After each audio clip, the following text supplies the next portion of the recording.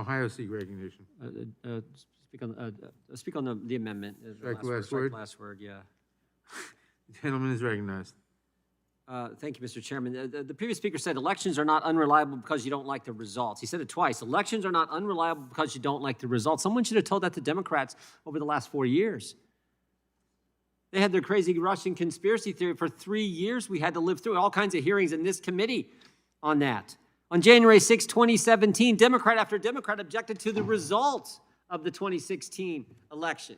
We had the Democrat chair of the Rules Committee, the gentleman from Massachusetts, objected to Alabama, the results from Alabama. President Trump won Alabama in November of 2016, won Alabama by like 30 points.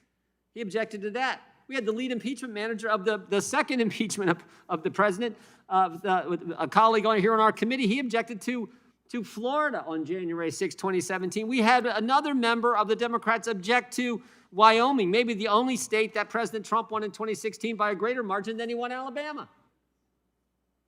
So they can do all that, but somehow if we question the results of 2020, somehow, you can't do that. Only Democrats are allowed to object to election results. I didn't know that was a rule.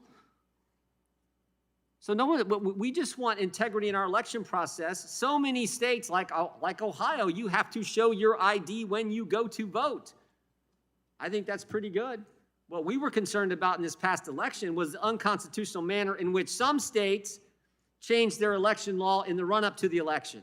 Namely, Pennsylvania is maybe the best example, where Pennsylvania law says that election day ends at 8 o'clock on Tuesday, and the partisan state Supreme Court says, no, we're going to make election end at 5 o'clock on Friday for mail-in ballots. State law says that election law,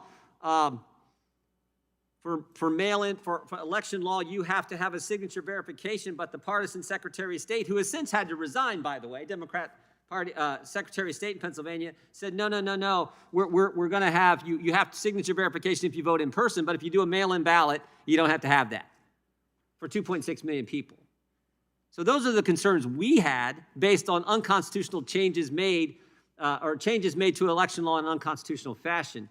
But yeah, if elections are not unreliable because you don't like the results, then someone needs to tell the Democrats about that, because they spent 3 years of the American people's time and money objecting to what happened on November 8, 2016.